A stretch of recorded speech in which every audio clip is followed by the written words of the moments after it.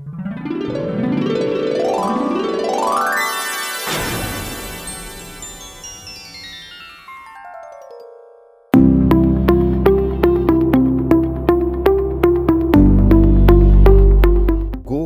क्षेत्रफल के अनुसार भारत का सबसे छोटा राज्य है जो पश्चिमी तट पर स्थित है। यह अपने सुंदर समुद्री तटों, पुर्तगाली स्थापत्य कला और अद्वितीय संस्कृति के लिए जाना जाता है। गोवा पहले पुर्तगाल का उपनिवेश था और 19 दिसंबर 1961 को भारत में शामिल हो गया। गोवा की राजधानी पणजी है और यहाँ की मुख्य भाषाएं कोंकणी, हिंदी और अंग्रेजी है। पुर्तगाली उपनिवेश के दौरान गोवा में पुर्तगाली स्थापत्य कला और संस्कृति का प्रभाव देखा जा सकता है। गोवा की संस्कृति में भारतीय और पुर्तगाली परंपराओं का मिश्रण है। आर्थिक गतिविधियों में मुख्यतः पर्यटन, कृषि और मछली पालन सम्मिलित है। जैसा कि हम सभी जानते हैं कि गोवा की कला और संस्कृति का पूरे देश में अपना एक विशेष स्थान है और पूरे देश विदेश में यहाँ की टेराकोटा कला बहुत प्रसिद्ध है और प्राचीन काल से चली आ रही इस कला का प्रमाण हमारे इतिहास में है। इसका समृद्ध इतिहास और विविधता हमारी विरासत में गहराई से निहित है। सिंधु घाटी सभ्यता के समय से ही मिट्टी के बर्तन बनाना हजारों वर्षों से भारत में एक महत्वपूर्ण कला रही है। देश के विभिन्न क्षेत्र स्थानीय परंपराओं और सांस्कृतिक प्रभावों को दर्शाते हुए अनूठी शैलियों और तकनीक का दावा करते हैं, लेकिन टेराकोटा गोवा की कला अत्यंत सुंदर है। इसमें उपयोगी बर्तनों से लेकर जटिल सजावटी टुकड़ों और मिट्टी के बर्तन अपने रचनाकारों के कुशल शिल्प कौशल और कलात्मक प्रतिभा को प्रदर्शित करते हैं। आज पारंपरिक मिट्टी के बर्तन बनाने की प्रथाएं आधुनिक नवाचारों के साथ मौजूद है, जिससे भारत की मिट्टी की बर्तन संस्कृति इसकी कलात्मक विरासत का एक जीवंत और अभिन्न अंग बन गई है। टेराकोटा या पकी हुई मिट्टी गोवा में मिट्टी के बर्तनों के सबसे पुराने और सबसे व्यापक रूपों में से एक है। अपने विशिष्ट भूरे लाल रंग के लिए प्रसिद्ध इस मिट्टी के बर्तनों की जड़ें गोवा के उत्तरी और दक्षिण इलाकों में है। टेराकोटा के बर्तन रोजमर्रा के बर्तनों से लेकर विस्तृत मूर्तियों तक गोवा के कुम्हारों की स्वदेशी कलात्मक और कौशल का प्रतिनिधित्व करते हैं। गोवा टेराकोटा कला के बारे में मुख्यतः यही विशिष्ट बात है कि यहाँ टेराकोटा का प्रयोग विभिन्न प्रकार की कला और शिल्प में किया जाता है, जैसे कि मिट्टी के बर्तन, मूर्तियां और सजावटी सामान। गोवा की इस स्थानीय रूप से प्राप्त लाल मिट्टी से बनाया जाता है, जिसे सूखने और पकने के बाद विभिन्न आकार और डिजाइन दिए जाते हैं। इस कला के द्वारा निर्मित बर्तन का उपयोग विभिन्न प्रकार के मिट्टी के बर्तन बनाने के लिए किया जाता है, जैसे मटके, कटोरे, थालियां और जार। मिट्टी के बर्तनों को बनाने के लिए जो सामग्री और प्रक्रिया का प्रयोग किया जाता है वो यही है कि सबसे पहले मिट्टी लेते हैं। वह मिट्टी गोवा में लाल मिट्टी के नाम से जानी जाती है, जिसे बिचोलिम के खेतों से प्राप्त किया जाता है। फिर इसके लिए जो तैयारी होती है उसमें मिट्टी को पहले पानी में भिगोया जाता है, फिर एक महीन मिश्रण बनाया जाता है। इस प्रक्रिया के बाद शिल्प निर्माण के लिए इस मिश्रण को विभिन्न आकार और डिजाइन देने के लिए हाथ से या कुम्हार के चाक पर बनाया जाता है। इसके बाद तैयार किए गए शिल्प को फिर एक भट्टी में पकाया जाता है, जिससे वे सख्त और टिकाऊ हो जाते हैं। मिट्टी के बर्तनों का सांस्कृतिक महत्व बहुत अधिक है, क्योंकि गोवा में इन बर्तनों को बनाने के लिए प्राचीन समय से विभिन्न प्रकार के बर्तन बनाने में किया जाता रहा है। गोवा में कई कलाकार हैं जो टेराकोटा का उपयोग करके अपनी कला को व्यक्त कर रहे हैं, जैसे कि जीलू हरमालकर, जो टेराकोटा कला के एक वरिष्ठ कलाकार हैं और टेराकोटा से सजावटी और कार्यात्मक वस्तुओं के साथ प्रयोग कर रहे हैं। नमस्कार, मेरा नाम है जिलू दत्ताराम हरमलकर। कुम्हार फैमिली में हमारा जन्म हुआ।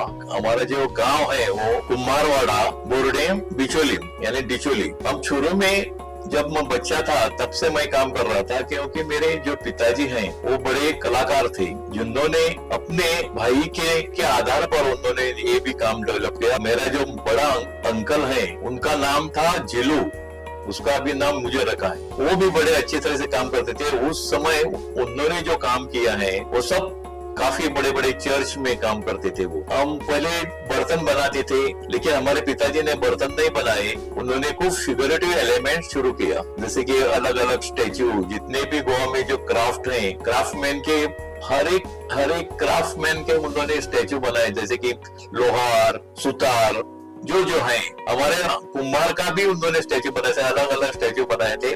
और उस समय दूसरी बात ये थी कि पुर्तगाली गोवा में थे और उनके वजह से वो उनको सबसे बड़ा सेल होता था वो पॉट्स को या अपना वो फिगरेटिव एलिमेंट्स को। ये मेरा शुरू का है काम। और पहले तो सिर्फ तुलसी वृंदावन बनाते थे, लेकिन जब मैंने हाथ में काम करना शुरू किया तो मैंने बोला कि इतने हम क्यों रुकेंगे, तुलसी वृंदावन और पॉटरी बना के हम क्यों फिगरेटिव जो ऐसी चीज बनाओ कि लोगों को खुद के लिए यूज कर सकते हैं, जैसे कि छोटे छोटे फ्लावर पॉट्स, बाद में बड़े स्टैंड मिट्टी के सब, और बर्तन वो भी अलग मिट्टी के, जैसे कि हम अभी जो चल रहा है काफी होटल्स में, उनका सब हमने डेवलप किया, जैसे कि डबल कंटेनर। और इसी में मेरी पढ़ाई भी होती थी। पॉटरी का जो सब्जेक्ट होने के बाद मुझे लगा कि अब फिर से आगे बढ़ना चाहिए, और आगे लिए तो मुझे किसी भी कॉलेज में जाना पड़ेगा, नहीं तो नहीं हो सकता। और उस समय परिस्थिति ऐसी थी कि हम डायरेक्ट तो कॉलेज नहीं ज्वाइन कर सकते, क्योंकि कॉलेज गोवा में कॉलेज नहीं था, आर्ट कॉलेज। तभी यही एक बार क्या हुआ, हर दिन प्रादेशिक खबरें करके एक विशेष रेडियो पर शाम को, ज्यादा करके शाम को आते थे। जिस दिन में मैट्रिक पास हुआ, शाम को मुझे सोच रहा था मैं अभी किधर जाऊंगा आर्ट कॉलेज पास होने के बाद, एक तो कोल्हापुर नहीं तो बॉम्बे जाना, वो मेरे लिए वो पॉसिबल नहीं था। शाम को सुना प्रादेशिक खबरों में, तो उसमें आया था वो अभी एक आर्ट कॉलेज खुलने का है। और मैं हर दिन वहां भी ऐसा होता था कि मेरे से काम करके मुझे जाना पड़ता था, और कभी कभी मुझे छुट्टी भी लेनी पड़ती थी। लेकिन आर्ट कॉलेज में ऐसा रूल था कि आप छुट्टी नहीं ले सकते एक बार कॉलेज शुरू हुआ तो भी मैंने बोला आप कुछ भी बताओ, लेकिन मैं आ नहीं सकता। जैसे कि बारिश में हम गणपति बनाते थे, उस समय हमारे घर में भी हम गणपति बनाते थे, जो पैसा मिलता था उस पैसे से हम पूरा बाकी का हमारा जो काम होता था बाकी उसके चतुर्थी के बाद तो चलते थे। कॉलेज होने के बाद मुझे ऐसा उन्होंने क्या किया कि आपको अभी कोई गवर्नमेंट सपोर्ट मिलता है देखेंगे, तो लकीली एक स्कॉलरशिप मिल गई। इस तरह से मेरे पूरा एजुकेशन कंप्लीट हुआ। एजुकेशन कंप्लीट होने के बाद मुझे लगा अभी मैं क्या करूं, अभी तो कुछ करना ही पड़ेगा। और लकीली मेरा वो ड्राइंग उनको पसंद आया, उन्होंने मुझे सिलेक्ट किया, और डायरेक्ट इंटरव्यू लेने से पहले मुझे बड़ौदा में उन्होंने एडमिशन दिया फैकल्टी ऑफ फाइन आर्ट में। मैं तो फैकल्टी में बड़ौदा गया तो रहूंगा किधर से, जैसे वो भी एक प्रॉब्लम था। तो बड़ौदा में जो बड़ौदा हमारा जो कार्यालय था संघ का, वो था शास्त्रीपुर में। उस समय मैं गया, एडमिशन मुझे मिला, लेकिन उस समय जो शास्त्रीपुर में जो प्रचारक था वो नरेंद्र भाई मोदी थे। तो उस समय से मैं पेंटिंग में गया। और अभी आप देख रहे हैं मेरा स्टूडियो है, आप जिस स्टूडियो में बैठे हुए पूरा मिट्टी के हैं। जो काम बनते थे मिट्टी से, पहले उसको मिट्टी का काम ही बोलते थे, लेकिन भाजने वो पकाने के बाद, उसको फायरिंग करने के बाद टेराकोटा, ये जो मिट्टी का काम है, छोटे छोटे बनते थे। गोवा के जो ओरिजिनल जो आइटम थे, जैसे कि माकाओ यानी पुर्तगाली, उसको उसमें दारू रखते थे पहले, यानी वाइन रखते थे पुर्तगाली। और वो ऐसा पॉट था कि बाहर से वो टेराकोटा बनता था और पूरा अंदर से टेराकोटा बनता था, और बाहर से उसको व्यूज इसके काटे का, बाम्बू का, ये मकान हमने टेराकोटा में बड़े बड़े बना दिए। और सबसे अच्छा टेराकोटा क्यों है मालूम है? क्योंकि टेराकोटा नेवर स्पॉइल, वो कभी भी उसका अंत नहीं होता। So my name is Bernardina D'Souza. I am a terracotta artist from Goa, and I started terracotta almost 40 years back. And so basically I did my fine arts and I shifted from painting. I studied as a painter, but I shifted from painting to clay work, and I did it for the last 40 years, and my journey is. And there were a lot of challenges on the way. In the sense, I was very ambitious and I really wanted to do very huge pieces. I've even done pieces which are almost like 10 feet, and I mostly my work is very woman. I concentrate more on women figures because they have a lot of rhythm in them. They have a lot of movement, and they're very elegant. And I normally make my figures are in conversation with each other. My clay, I bring my clay from Bicholi, and I mix it along some sand just to open it up, ways such thick pieces and such tall pieces will not survive the firing. And the firing takes almost. I started the previous day the firing, and it goes on till the next day evening. Rather than goes on to the full night. So, and the technique I use is coil method along with a lot of the beating method as well. And I feel that I have developed my own technique and my own skill, and I do like the lid system. So I do it in different parts. I do the one part. And because my furnace cannot fire the whole thing together, I make it in 3 parts or sometimes 2 parts depending. So also lifting up and moving it around becomes very easy. And it's a very tedious process because and it's very physical. Even though I'm a woman, I took clay work as a challenge in my life. And I feel that I've really succeeded, and I feel that I've reached places where other people have not reached. And also, I feel as a woman, I feel I've achieved a lot. So Goa is very well known for its terracotta. If you look around all over the place, you have this red earth, which is not available in many places in India. नमस्कार, मेरा नाम है अमर शेठ। मैं गोवा से हूँ। मयम करके गांव है। यहाँ पे जो पॉटर फैमिली जो रहते हैं उसमें से मैं हूँ। तो हम लोग यहाँ पे पॉटरी का काम चालू है।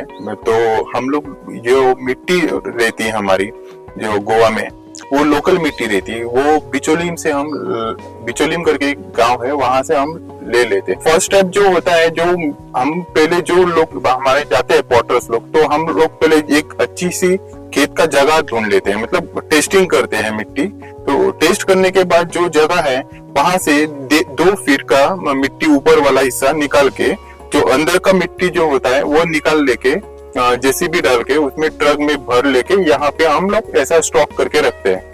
जैसे ही वो सूख जाते हैं तो हम लोग ये मिट्टी उसको थोड़ा ऐसा निकाल के, तो ये मशीन है हमारा, ये मशीन में हम डाल देते हैं।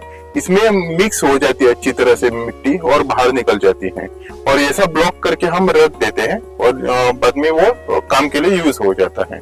तो दूसरी स्टेप ये है कि हम लोग जो पॉटरी के लिए, जो मिट्टी का बर्तन बनाने के लिए जो मिट्टी जो चाहिए होती है, वो फाइन मिट्टी रहनी चाहिए होती है। तो यही मिट्टी हम लोग ये ब्लंजर करके मशीन में डाल के वहां से फाइन मिट्टी निकाल के थोड़ा सुखा के फिर से ये मशीन में डाल के मिक्स करके हम लोग काम में लेते। मेरा नाम प्रकाश डी शिटकर, मैं टेराकोटा आर्टिस्ट हूँ। टेराकोटा बनाता है, घुम्मट बनाता है, मिलेर बनाता है और दिवस बनाता है, और शादी के लिए मड़की लगता था ते भी बनाते हैं मैं, और कुछ वाद बनाता है, पॉट्स बनाता है मैं। नायक विक्टर शेटकर, सिलोई कुमारवाड़ा आता हूँ। मैं आपसे टेराकोटा बनाता, क्या घुमट बनाता, वाज बनाता, मटकी बनाता, दिवस दुपारने ये सब बनाता। मेरा नाम विश्वनाथ शेटकर, मेरा गांव है शिरवई कुंभारवाड़ा, केपीएम गोवा। हम 30 साल से पोट्री आर्टिस्ट हूँ। मास्टर पोस्ट का कोर्स किया है बेलगांव खानापुर जाओ वीरकाम। और अभी मैं पोट्री का काम करता हूँ। टेराकोटा, ये टेराकोटा ही है। ये ऐसा पॉट्स है, ये लॉफिंग बुद्धा है, स्टैचू गार्डन में बड़ा बड़ा स्टैचू रखने का मिट्टी का बनाता है। और गणपति भी बनाता है मिट्टी का ही, तेरा वही मिट्टी है गणेश बनाता है। और पहले महीने 1 महीने वो नरकासुर बना, गोवा में नरकासुर फेस्टिवल होता है ना, उसका फेस बनाता है। और शिल्प के माध्यम से यहाँ के स्थानीय कारीगरों को आय का एक महत्वपूर्ण स्रोत प्राप्त हो जाता है। बर्तन बनाने की कला गोवा की संस्कृति का एक महत्वपूर्ण हिस्सा है और यह विभिन्न प्रकार के त्योहारों और समारोह में उपयोग की जाती है। इस बात से यही निष्कर्ष निकलता है कि मिट्टी के बर्तन बनाने की एक समृद्ध और विविध कला है जो स्थानीय संस्कृति का एक महत्वपूर्ण अंग है। यह विभिन्न प्रकार की कला और शिल्प में उपयोग की जाती है और स्थानीय कारीगरों के लिए आय का एक महत्वपूर्ण स्रोत है। मिट्टी के रंग, दीवार हैंगिंग्स, घुमोट्स, गुल्लक, बर्तन और अन्य सुंदर टुकड़े पा सकते हैं। गोवा के विभिन्न चर्च और मंदिरों में भी आप इस कला के उदाहरण देख सकते हैं।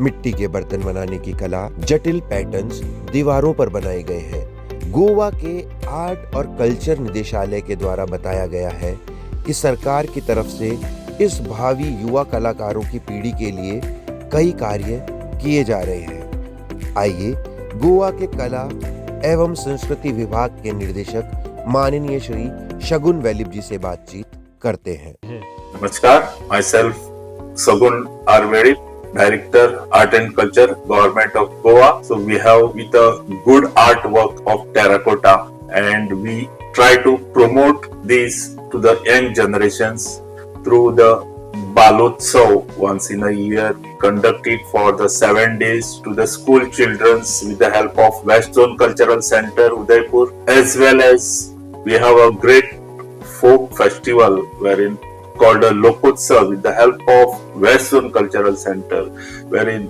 during this period of 10 days we also conduct a workshop on the terracotta. So last year we have done a great work, and students from the art college as well as from the local who are interested in terracotta work has participated and learned the things from the state as well as from the artwork of the terracotta artwork from the other states too. From the Rajasthan, we have brought Jaipur also. So similarly, so this terracotta is well known in the state of Goa also. So we have a big state instrument which is used during the Ganesh festival, which is a very famous instrument, and it's declared as in 2019 as a state instrument of the Goa. So I think we can promote it, and is a good instrument which can be used it for the music purpose, and it can be used for any purposes too, for a classical, semi-classical, even for the theatre, and every purpose we can use it in the different tune spots. This is a Ghumad, which is a Goan folk instrument, and is used is prepared with the help of terracotta. And I would like to show you some bits through wherein we can use it for the different purposes. And one of these is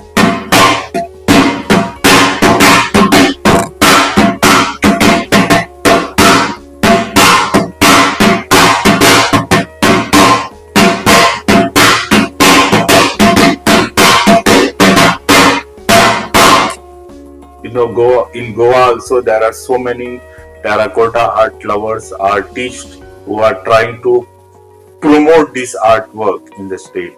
So I request the people of the country, even in the other too, how best we can promote this by giving them the true value for their artwork, and it is through the business or through mouth to mouth publicity or by through the various means we can promote it. We can motivate the artist by buying their products which they prepare it. Even this Gumad is also one of the instrument wherein it is have a good market also during Ganesh festival. Everywhere it is nowadays. It is also used in the other programs too, and with the help of government too. So we are also trying to promote the culture of the state, art of the artwork of the artist, and only when we show it to the others, the artwork, then their value also increases, and this value as well as the efforts of the artist will come in their light, or the artist will promote their only when they get something, maybe in the form of blessings as well as through the publicity, and the artist will get his name on the fame when he shows it or when he performs and shows it to the other persons at the large. So this is what I would like to say, that yes, artwork which is there with you, which can be flourished only when you try to present it before the audience, and the support of the audience itself is quite enough for the artist to say that yes, to motivate the artist and see that he is trying to promote the artwork and promote it in a large scale to the state as well as to the other countries too. We have also tried to promote this terracotta work to the other states too. In the last 1 month and a half month before, we have also taken this artwork to the Lisbon, Portugal country, wherein they also got a good responses. They got a good sale too. And this is one of the way wherein we try to promote their artwork. Goa कला महाविद्यालय को राज्य के प्रमुख एवं एकमात्र कला संस्थान के रूप में मान्यता प्राप्त है। गोवा अकादमी द्वारा वर्ष 1972 में स्थापित इस महाविद्यालय को जून 1983 में गोवा सरकार के शिक्षा विभाग के अधीन लाया गया था। वर्तमान में यह तकनीकी शिक्षा निदेशालय गोवा के अधीन है। गोवा आर्ट कॉलेज का परिसर भी काफी विशाल है और इसके चारों तरफ हरियाली और सुंदरता बिखरी हुई है। गोवा के कला महाविद्यालय की प्रधानाचार्य माननीय श्रीमती हर्षा मंडूरकर जी से जानते हैं कि गोवा की आर्ट ऑफ टेराकोटा के बारे में। This is the entrance of the Goa College of Art, and mural is executed here, and this is in Kavi art form. Kavi art is considered as folk art of Goa, and this has been done with modern technique. Actual Kavi art is done on walnuts.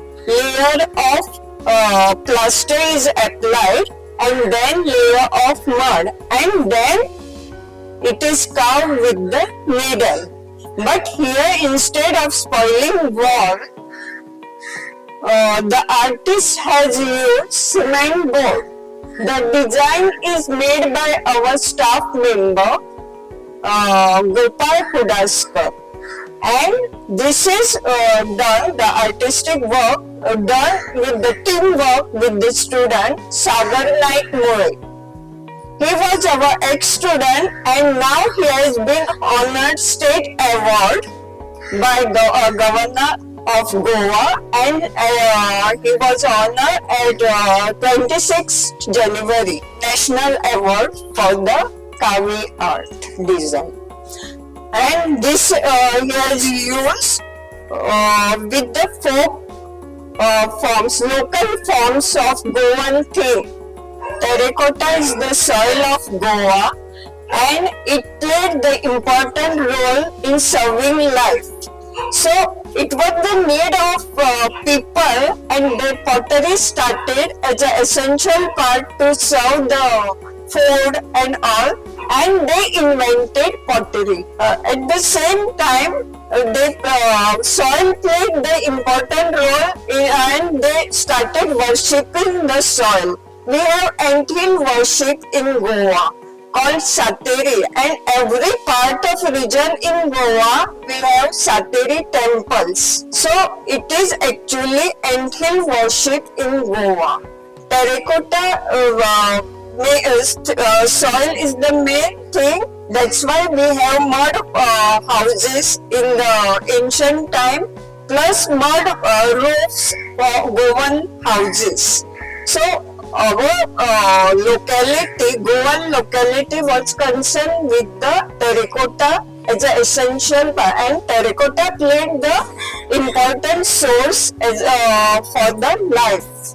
Hello, I'm Rajendra Madhurkar and I'm Assistant Professor, Goa College of Art, and I'm in charge of Sculpture department here. I'm teaching sculpture for 3rd year and 4th year.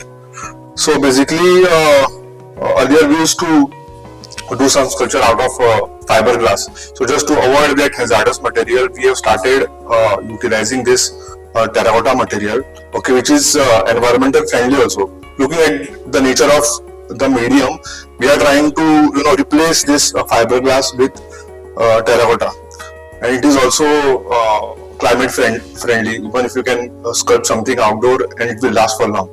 So even the casting which we were doing with other materials, so we have just replaced it with a terracotta, and we are trying different techniques, okay, and different possibilities we try to explore, experimenting with this material which is easily available. मेरा नाम दीपराज आरोलकर है, मैं Goa college में पढ़ाई करता हूँ. सो ये मेरा वर्क है, ये टेराकोटा से मैंने बनाया है, और जो कि हमारा नेशनल एम्बलम है, 4 face of Lions. So basically ये कॉइन है, इसमें से मैंने वो निकाला है क्योंकि ये रिप्रेजेंट करता है पीस का पावर, और जो कि हमारे अभी नेशन में नहीं चल रहा है पीस. सो मैंने निकाल के सेपरेट रखा है. अभी हम गोवा कॉलेज ऑफ आर्ट के म्यूरल डिपार्टमेंट में हैं, और जो आप सामने देख रहे हैं जो म्यूरल, ये लोकल गोवन टेराकोटा क्ले से बनाया हुआ है. पकने के बाद आफ्टर फायरिंग थोड़ा सा रेड हो जाता है, और this is a work of students. ये ग्रुप वर्क है. आर्किटेक्चर जो विंडोज है, डोर्स है, चर्चेस है, टेम्पल्स है, उसमें से छोटी छोटी फॉर्म्स लेके ये जो म्यूरल बनाया है. और ये गोवा के हर एक even some folk arts forms भी यहाँ पर डेपिक्ट किए हुए हैं. इसको फायरिंग, जो हमारी जो लोकल क्ले रहते हैं, उसको फायरिंग टेम्परेचर हम 700 to 900 डिग्री तक हम फायर कर सकते हैं, और उस फायरिंग के बाद उसका कलर थोड़ा सा ब्राइट, जो ब्राउनिश होता है, जो रेडिश ब्राउन वैसे ही होता है. इसके बाद थोड़ा सा पॉटरी भी जो ट्राई करते हैं हमारे स्टूडेंट्स. हम यहाँ पर डिफरेंट जो लोकल पॉटर्स होते हैं उसको बुलाकर एक 4-5 दिन का वर्कशॉप भी जो बच्चों को सीखने के लिए, जो बेसिक पॉटरी जो थ्रोइंग होते हैं, और क्ले को कैसे शेप देना है, और आफ्टर शेप देने के बाद उसको फायरिंग में भी हम बेसिकली जो गोवन पॉटर्स होते हैं वो ज्यादातर वुड फायरिंग करते हैं, जो ट्रेडिशनल फायरिंग होता है. लेकिन यहाँ पर हम जो इलेक्ट्रिक प्रेस रहता है उसमें हम इसको एक 900 डिग्री तक उसको फायर करते हैं. आप देख सकते हैं दिस इज जो रॉ क्ले होता है, और इस जब फायरिंग के बाद थोड़ा सा उसका कलर भी ब्राइट हो जाता है, और ड्यूरेबिलिटी भी उसकी बढ़ती है. माझे नाव हरीश कुडासकर आणि हांव GCA स्टुडंट, आणि हो स्कल्पचर हांवें एक आवयचो रिप्रेझेंट केला. जशी आवय आपल्या भुरग्याक सांभाळटा तशीच एक कोंबडी आपल्या तात्यांक सांभाळटा. मेरा नाम यूनिक है और मैं फाइनल ईयर में हूँ. ये मेरा लास्ट ईयर का स्कल्पचर था. इसमें मैंने टेक्निक पे फोकस किया था. इसको हॉलो टेक्निक कहते हैं, और आफ्टर बेकिंग एफर्ट ना जो इससे मैं टेक्निक अंडरस्टँड किया कैसे होती है. सो माझे नाव चिन्मय मेस आणि हांव गोवा कॉलेज ऑफ आर्ट्सचो स्टुडंट. सो हो स्कल्पचर टेराकोटा मातीचो केल्लो, आणि जस्ट तो एक म्हाका एक पार्ट स्टडी करपाक जाय आसली पत्रिकाची, सो तो एक फॉर्म घेतलाय. टेराकोटा की प्राचीनतम कला का भविष्य बहुत उज्जवल है. इसका मुख्य कारण सरकार के द्वारा लाई जा रही योजनाएं हैं. इसके अलावा लोगों की इस कला में बढ़ती रुचि भी है, जो इस कला को तेजी से विकास की तरफ लेकर जा रही है. मिट्टी के बर्तन बनाने की कला गोवा के स्थानीय लोगों की एक परंपरा है, जो यहाँ की संस्कृति को समृद्ध और गौरवशाली बनाती है. टेराकोटा की स्थानीय कला हमारी संस्कृति और भारतीयता की अनूठी पहचान है. आइए जानते हैं बर्तन बनाने की इस पूरी प्रक्रिया को. बिचोलिम के खेतों से लाल चिकनी मिट्टी को सावधानी से निकाला जाता है. यही मिट्टी आगे चलकर रूप लेती है बर्तन, मूर्ति और कलाकृतियों का.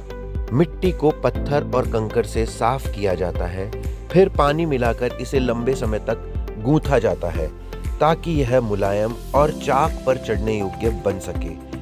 जब कुम्हार अपने हाथ रखता है तो मिट्टी सांस लेती है. धीरे धीरे मिट्टी का ढेला बदलकर सुराही, घड़ा, दिया या कलात्मक मूर्ति का रूप ले लेता है. यह वही पल है जब मिट्टी कला में बदलती है. मिट्टी से बने हुए बर्तन सीधे आग में नहीं डाले जाते. पहले इन्हें कई दिनों तक धूप में सुखाया जाता है ताकि भीतर की नमी निकल जाए. अब आता है सबसे महत्वपूर्ण चरण. बर्तनों को भट्टी में सजाकर लकड़ी या गोबर की आग में घंटों तक पकाया जाता है. इस प्रक्रिया से बर्तन मजबूत और टिकाऊ बन जाते हैं. पकाने के बाद बर्तनों को प्राकृतिक रंगों से सजाया जाता है. यह अंतिम स्पर्श ही उन्हें बाजार में आकर्षण देता है. मापसा का यह बाजार इसका जीवंत उदाहरण है. गोवा की यह परंपरा मिट्टी से बर्तन बनाने की नहीं है. यह कारीगरों के धैर्य, मेहनत और रचनात्मकता की कहानी है. मिट्टी से लेके बाजार तक हर टेराकोटा बर्तन एक जीवंत कला है. गोवा की धरोहर टेराकोटा मिट्टी से जन्मी, परंपरा में पली, कला में खिली. Terracotta is a smile of Goa and it has an important role in serving life of people of Goa.